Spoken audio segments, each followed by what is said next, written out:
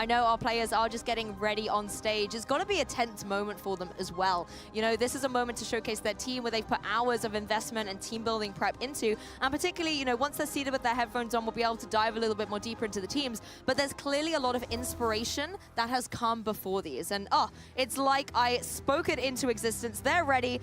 I think the plushie gives it away, don't you, Sierra? I think it does, and if that wasn't indicative enough of what we're about to see, it is Chestnut. And this is the infamous Chestnut that I heard all about on day one. This was a Chestnut to be feared, by the way. After we've wrapped broadcast, we're out conversing with the players, we're trying to head out and get some dinner. People were talking, this Chestnut was absolutely terrifying. It's not just for show, it's not just there and, you know, barely contributing like a Gastron normally does. Like, this is actually putting in the work. Yes, it is a very viable component on the team. So much utility, particularly if it gets something like that belly drum set up. It can be formidable. But let's first dive a little deeper into Stefan Mott's team. A really interesting combination of 6 Pokemon. A lot of standards there. We've got our Genies, but you've got that Clefairy as well. Things like the Follow Me, we saw the Sing yesterday as well, that if it's able to put Pokemon to sleep, can give you a little bit of an advantage. But for me, it's really going to be about the potential speed coming through from that Tailwind Tornadus. Being able to have that double redirection here at the Wellspring Ogerpon as well as the Clefairy as well has that Friend Guard. So not only paired with the Eviolite is the Clefairy hard to take down, but also making it so its partner Pokemon maybe has a little bit more longevity. And that, I think, is going to be really, really key when you're looking at things like the Landorus and the Golden Go. Both of those Pokemon, you want to set the Landorus up with like a substitute to make sure it's not going to be taking any damage.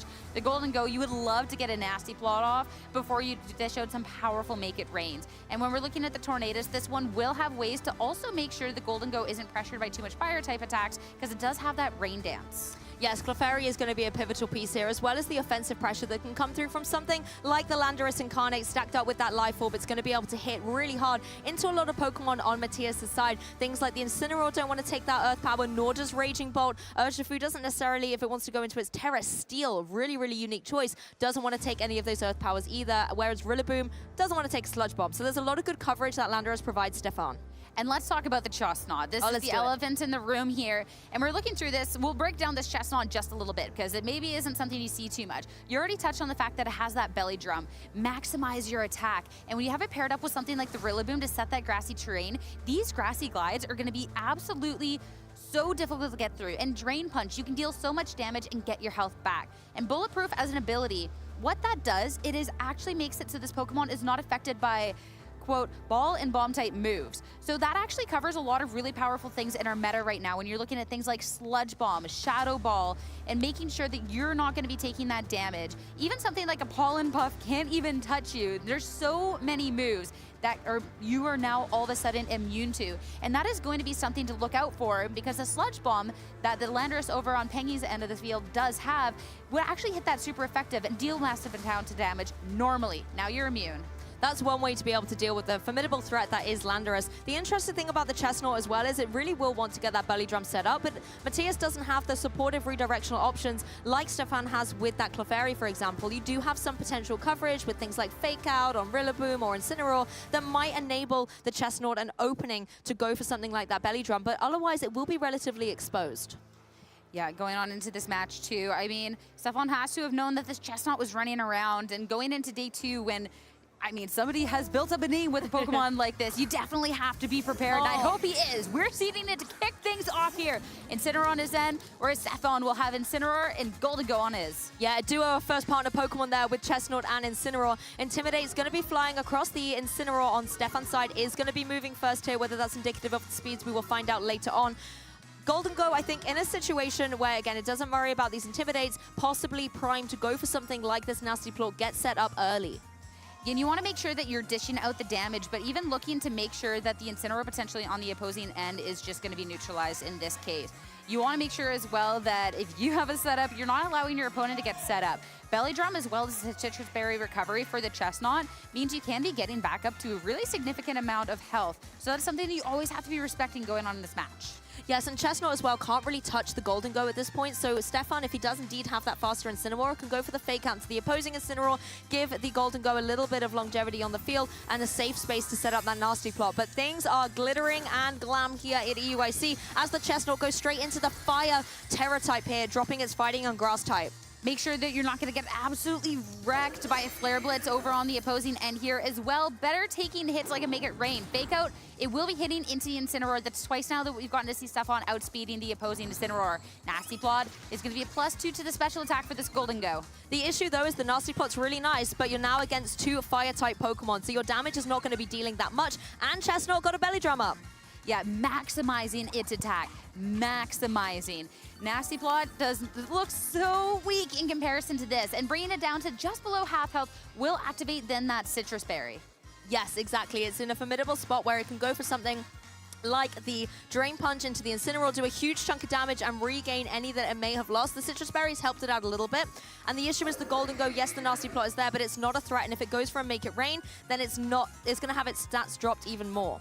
And when we're looking at the speed tiers here, the Chestnut is the slowest thing coming out, but at the same time, it does have access to a priority move. It's not activated in this moment, but there is also the potential of the switch out to activate that train to then fire off an attack. Not this time around, though. Golden Go, that will be the protect. Just scout out, make sure you're not going to be taking a powerful hit. Is Drain Punch and set into the Incineroar. Surely, one hit KO. The Chestnut reign has begun. Honestly, that was devastating damage. Incineroar is out, and Stefan really has to reassess. The Golden Go is completely pinned in here by this opposing Chestnut because as well, Shadow Ball isn't going to be able to affect the opposing Chestnut thanks to its bulletproof ability. So Golden Go just cannot utilize the boost that it has got. Taking a look at the Pokemon in the back though, Ogerpon, Wellspring, the perfect option to come down against 2 opposing Fire-type Pokemon. Something like the Ivy Cudgel is going to hurt. Exactly. And so this is something that this Ogerpon definitely needs to be making that most potential going on forward. And interestingly enough, eyeing up another Nasty Plot. When you know that this Chestnut is immune to that Shadow Ball because of Bulletproof, you need to be maximizing the damage any way possible. And the Ogerpon doesn't even feel necessarily too safe with the threat of potential Grassy Glide if we do see a Rillaboom swap in. You have to be so careful kind of dancing around. And I think that this creates some nasty, really 50-50s going on. Yeah, Mateus switching out the Incineroar here as well. Doesn't want to risk it taking an Ivy Cudgel to the face as Rillaboom switches in. The perfect Pokemon here to negate any offensive pressure that the Ogerpon on Stefan's side has to deal out. Rillaboom, the arrogant, setting up that grassy terrain here at this point, though. Spiky Shield over on the Ogerpon to make sure it's protected past this turn. Spiky Shield as well in return. Chestnut making sure it'll stay safe. We do have Fake Out pressure now for Mateus next turn, but a passive turn means that Stefan can set up even more with the Golden Go. Really rolling momentum with this Golden Go. It's now going to be at +4 special attack. So even if it does go for something like the Make It Rain, that is going to deal a significant chunk of damage. The opposing Rillaboom is running that Assault Vest, though, so these special attacks aren't going to be dealing as much damage as it would like. Stefan definitely backed into a bit of a corner here and actually retreating the Ogerpon. At this point, you need to look at where your damage is coming from, the Golden Go. Every Pokemon is a threat with a +4 and the Fake Out just being eaten by that slot. Perfect. Make It Rain now. Double target in. That will be enough for the one-hit KO onto the Rillaboom, but of course, resisted by the Chestnut. That is not going to be enough to be picking it off. This Chestnut now has a chance to fire back into Tance. Drain Punch into the Clefairy. Not very effective. The Clefairy will take it quite well, but this will be a little bit of recover for that Spiky Boy. I want to break down that turn because it was a fantastic turn of momentum for Stefan here, bringing in the Clefairy that isn't going to take as much damage from the Drain Punch, enabling that Fake Out to be burned into that slot. You don't want to leave your Ogerpon that really is your only big heavy hitter into that Chestnut from being taken down or taking unnecessary damage. The second Nasty Plot was absolutely inspired. It was really what was needed to take down that Assault Vest Rillaboom, as well as dealing a significant chunk to the Chestnut. But in return, that Drain Punch, although it didn't, get a KO, it still gave it recovery, and that Make It Rain is not going to be as strong in this next turn. I think Chestnut can take another one. Where things get tricky when you're looking at the Chestnut, though, is now there is the Clefairy that can have a Follow Me to redirect a move away. And this Golden Go has gone untouched at this point, and it's sitting at a +4 special attack. Urshifu, this is a power Pokemon that is great for hitting the fields here, because you need to pick off this Clefairy before you can deal with the Golden Go. The Urshifu as well, running that Choice Scarf, you don't have to worry about how the speed interactions are going to be. It's going to be fast. It can go for something like the Surging Strikes, just completely clean away at this Clefairy and leave the targeting down into the Golden Go. However, you have to worry about the Ogerpon in the back for Stefan because it is still, it's not terrestrialized. It's going to have its water absorbability, and that's a really nice way to catch that Urshifu off guard. And you could even try and I don't know, it's tough because if you protect and all of a sudden your Clefairy goes down, sure, you then have the Ogerpon that could redirect the Surging Strike, so you're not taking them into the Golden Go, but at the same time, that Ogerpon doesn't pair well into the Chestnut on the opposing end here. So you really have to be making a power play here, and that's what we're going to see the swap out. Yep, Clefairy getting out of danger, bringing the Ogerpon into play. And again, this is a good Pokemon to counteract that opposing Chestnut as well. It's a full HP, it's got a little bit of wiggle room, and Chestnut actually going on the defensive for this particular turn.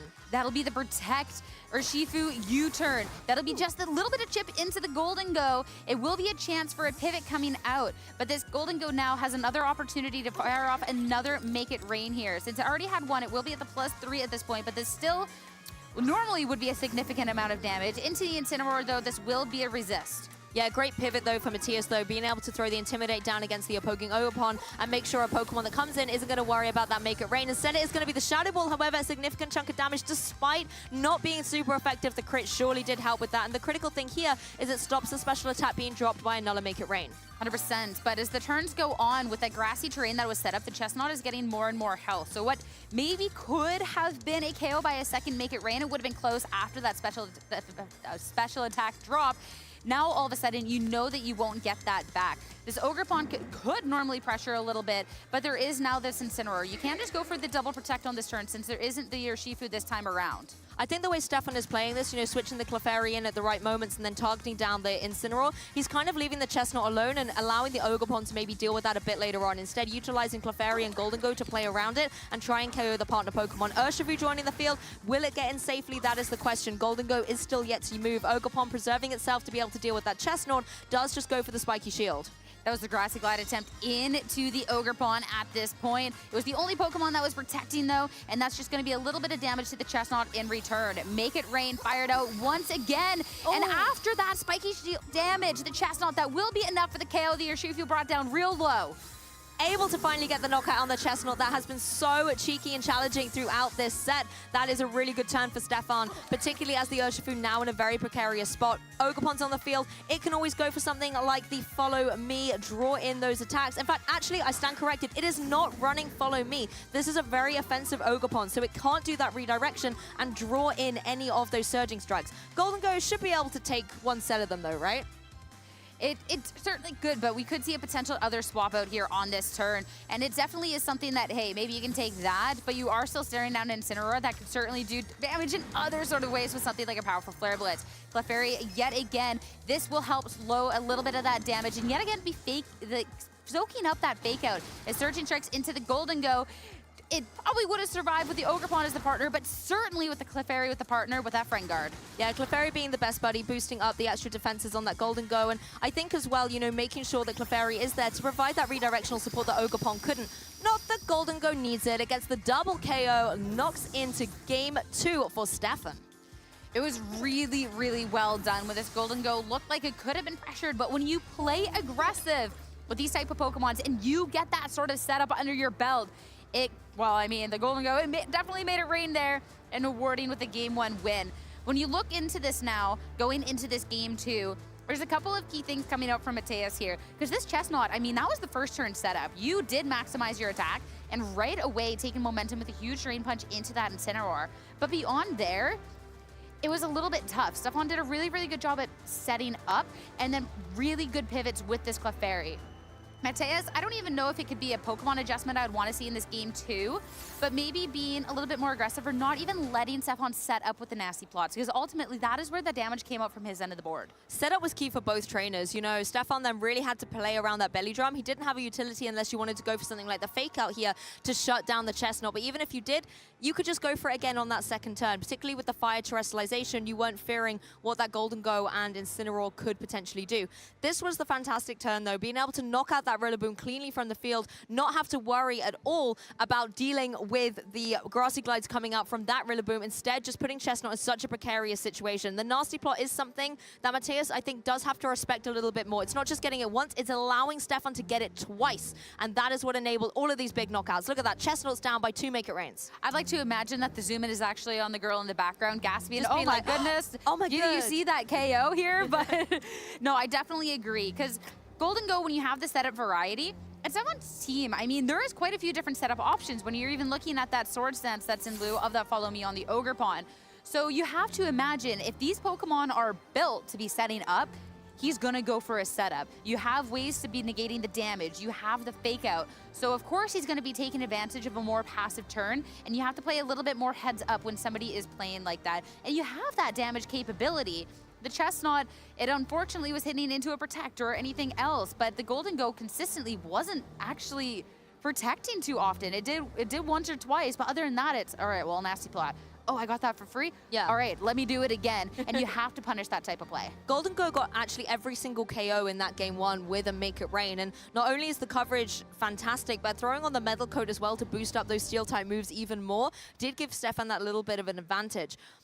I think coming into this next game, I want to see Mateus really play conservatively around with the Incineroar, using that Flare Blitz to apply a lot of pressure to Golden Go. The issue you've got to contend with, though, is the Terra type on Golden Go on Stefan's side is Fairy typing. So if it wants to go into that, the Flare Blitzes aren't going to be dealing as much damage, and you need to make sure you still have some utility to deal with it. But let's jump into the game. Chestnut is still here to stay, this time paired up with his first partner Pokemon of choice with the Rillaboom against the Incineroar and the Golden Go on Stefan's side. Right away, we'll get that grassy terrain. Right away and Intimidate again for the Chestnut. If it wants to go for the setup, that one won't matter. For the Rillaboom, that will be sticking. Notably, we do have a faster fake out over on Mateus' end of the board here, as opposed to the previous time where his own Incineroar was outsped by Stefan. So Stefan has to know going into this turn that Incineroar could potentially not get to act. Golden Go, of course, being that Ghost type, won't be affected in this time. Already seen a huge adjustment from Stefan with the double Genies in the back. Yes, really nice to see that adjustment, knowing as well that the Ogerpon isn't there. That could be a potentially difficult situation to pilot against if the Urshifu is hiding in the back for Mateus.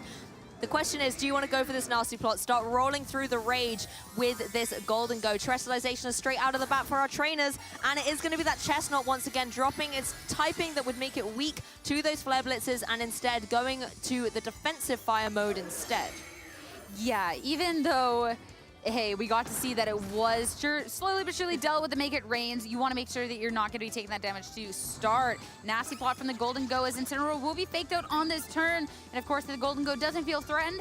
Set up. Chestnut, though, also not too threatened, maximizing the attack once again. This time it'll be how that is utilized going on forward. I've seen this strat before. We've got a nasty plot boost, we've got a belly drum boost, and you could see the speed advantage Mateus had there to be able to just shut down the opposing Incineroar, and that's good information going forward. The grassy terrain in the field as well, it means that both Pokemon have the utility to go for those grassy glides, gain that priority.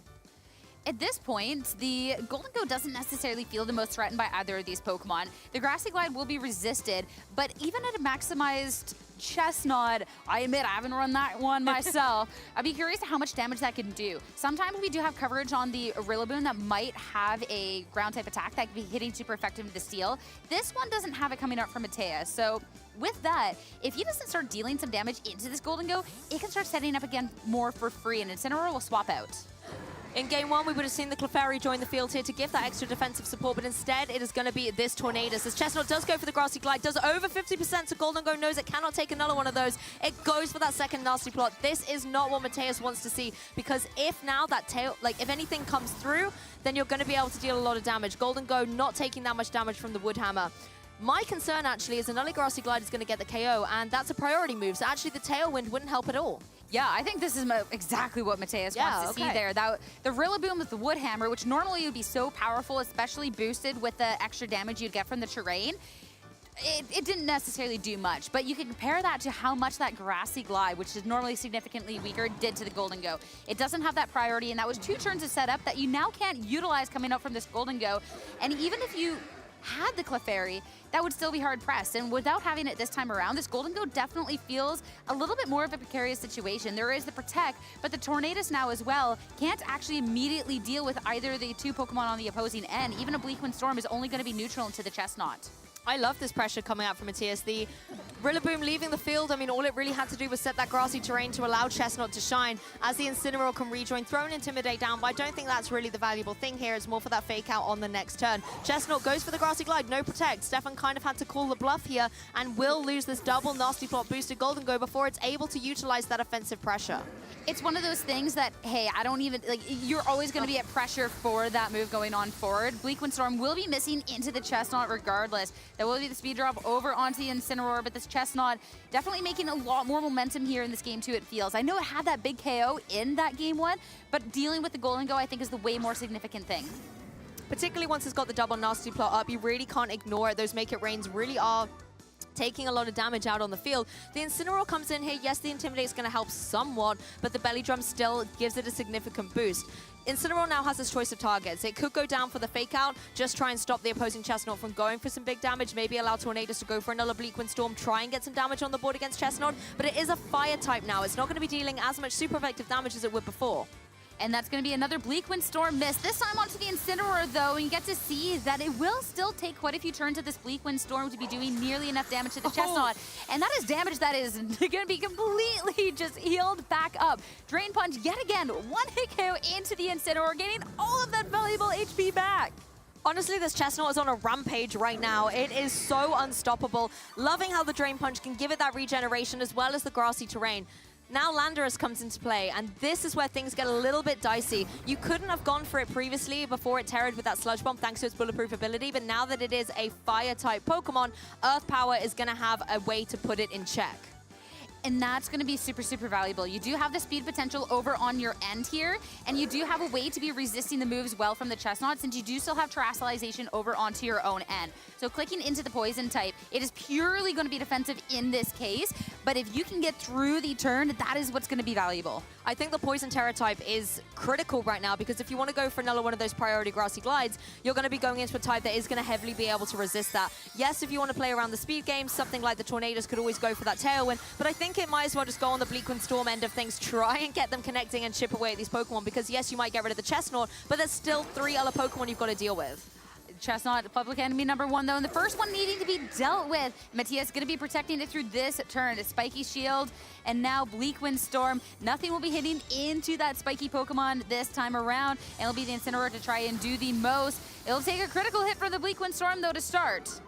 Yep, getting another speed drop on it as well. This is a very slow Incineroar in play, as Landorus does go for that Earth Power, but to no avail thanks to the defensive play on Mateus' side.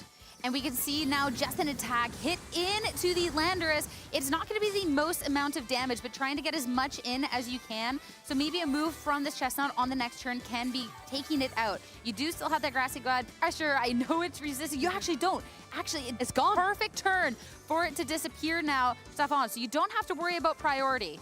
The thing is, the Rillaboom is still nice and cozy in the back. That's something Mateus could just switch in for the Incineroar, enable the Grassy Terrain to come back, and then Grassy Glide once again is in that priority bracket. And that's exactly what we're seeing playing out.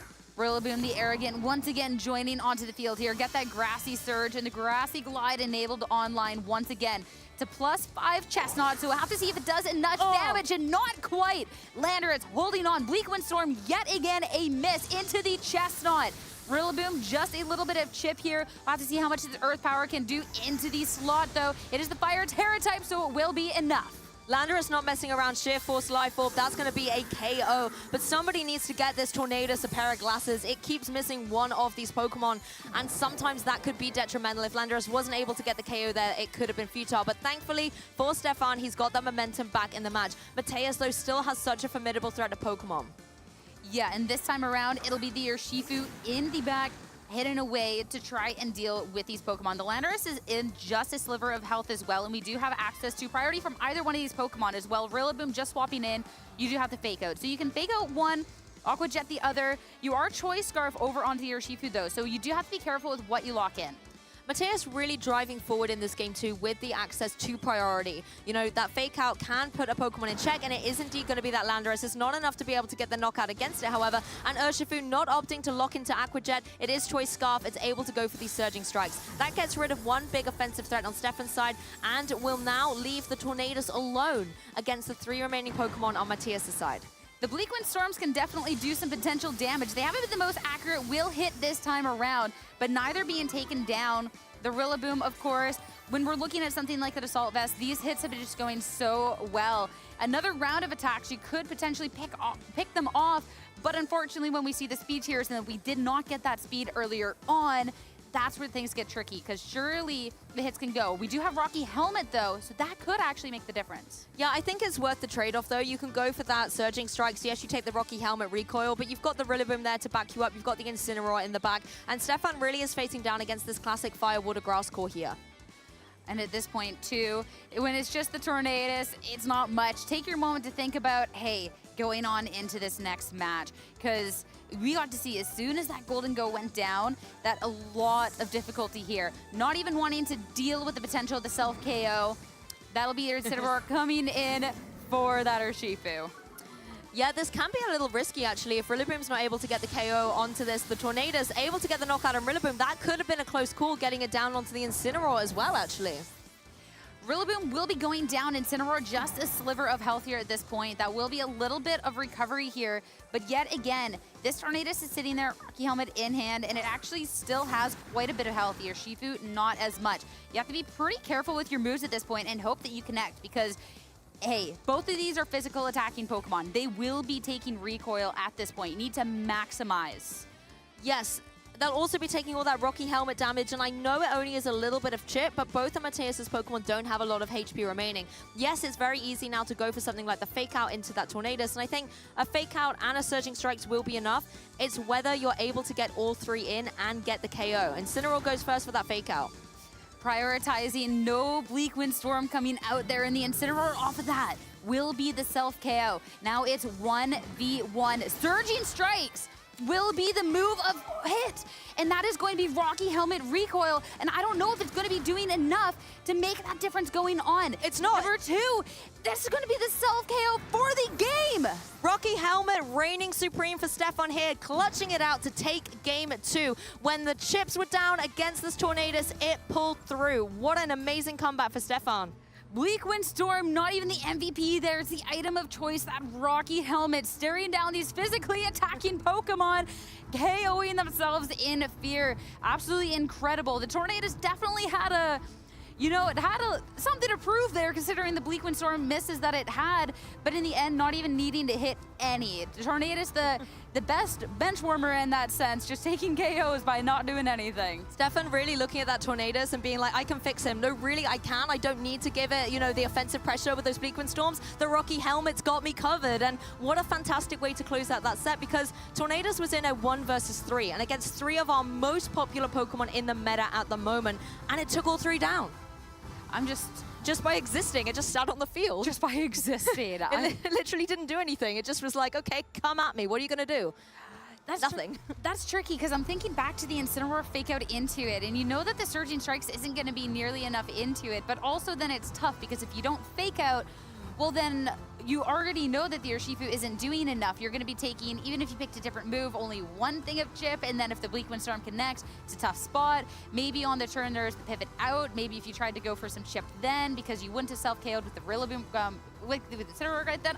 There's so many different avenues, but with so many low health bars over on Mateus' end, it's really hard to try and decipher that without, a calculator and a dedicated mathematician.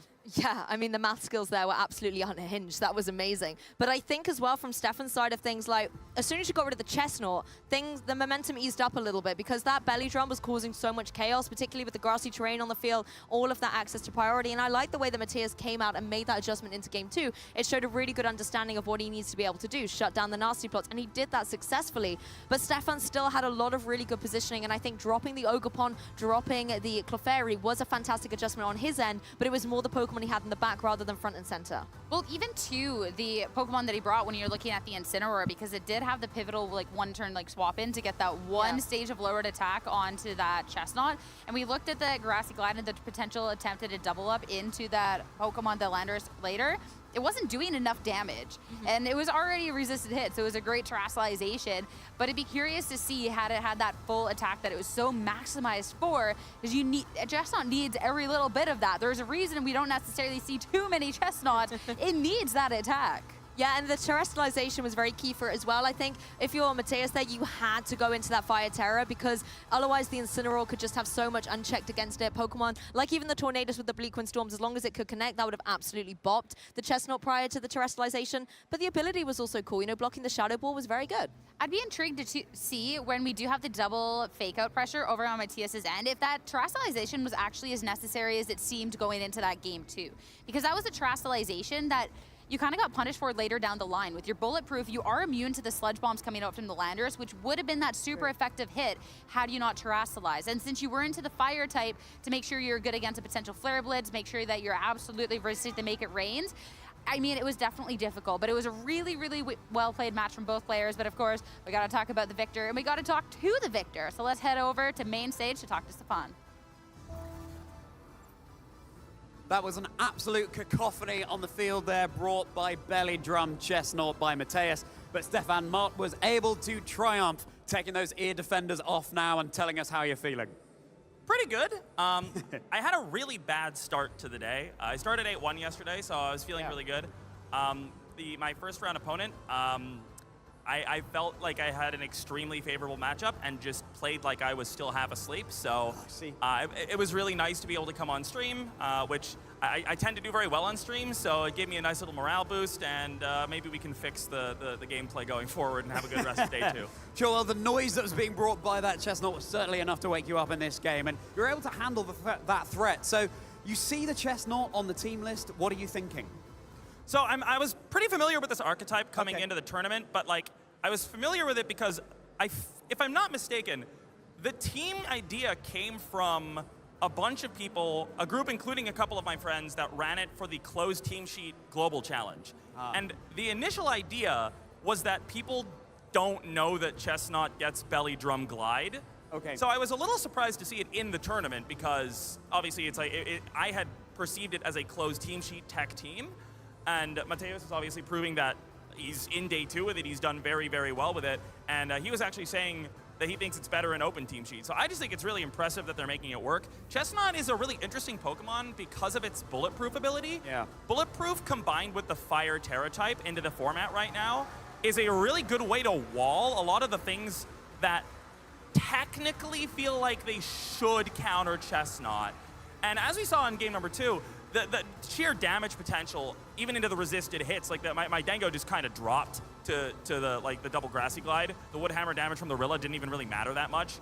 It just applies an immense amount of pressure, and it's really, really difficult to know how best to play around that as a team that probably like less than 10% of the field has played a single game into coming into this tournament. Right, for sure. You had to have your wits about you, and your Golden Ghost certainly did as well, going for those nasty plots here, keeping things nice and quiet and sneaky, setting up those special attack boosts. How crucial do you think Golden Go was for you?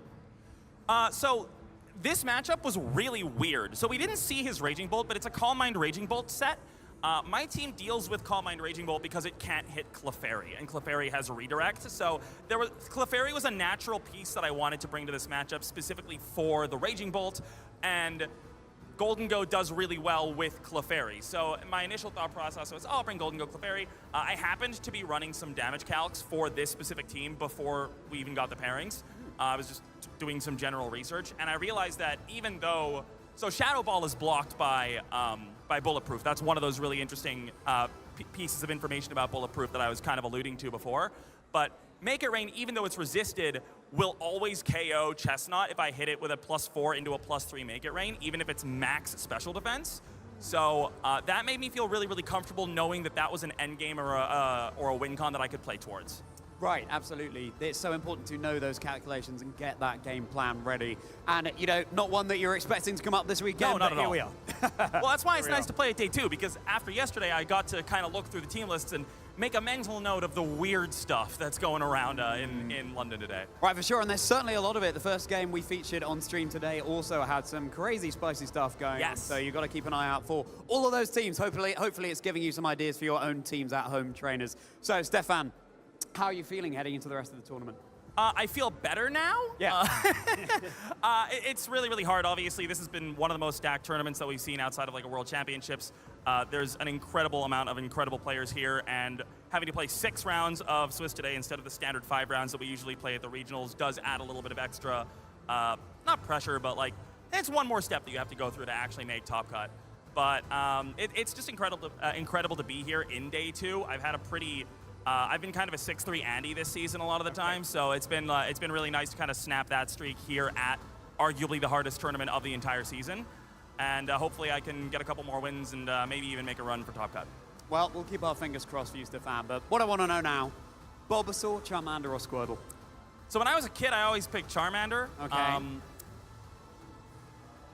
I guess I'll go Charmander. I'm not gonna lie, I have a lot less connect. I don't feel a lot of emotional connection to the Gen 1 guys. So even though I did play Gen 1 as a kid, so I'm gonna hijack your question. Oh yeah. And I'm going to say that we're gonna go with Torracat is the best Pokemon in any of the starter lines. I see. A true VG competitor answer there. I've got to tell you, Bulbasaur has 5 votes, Charmander has 5 votes, Squirtle has 1 from Wolf yesterday. Oh, can So I change my Squirtle is- answer to Squirtle? No, you Oh can't. no! No, you can't. No, the baby! No, I'm sorry, Stefan. The Oh. damage is done. The baby is, unfortunately. Hopefully, it will be shown some love later on today. But thank you for talking to me, Stefan. And on that slightly somber note, any shout-outs you want to give? I have an immense list of people who helped me prep for this event and just this team in general, which I can't go into now. But the biggest shout-out has to go to my friend Tyson Charismachek, who ran an absurd amount of sets into me and stayed up extremely late last night to discuss several sets with me and help me warm up for today as well. So big shout outs to Tyson at home. He's probably asleep. If you're not asleep, Tyson, go to bed. You heard it here first. Get those snoozes in. Thank you so much, Stefan. So important to communicate with your fellow trainers to improve at this game. So that's Stefan Mott. Gave it all he's got. Sierra and Lou, back to you.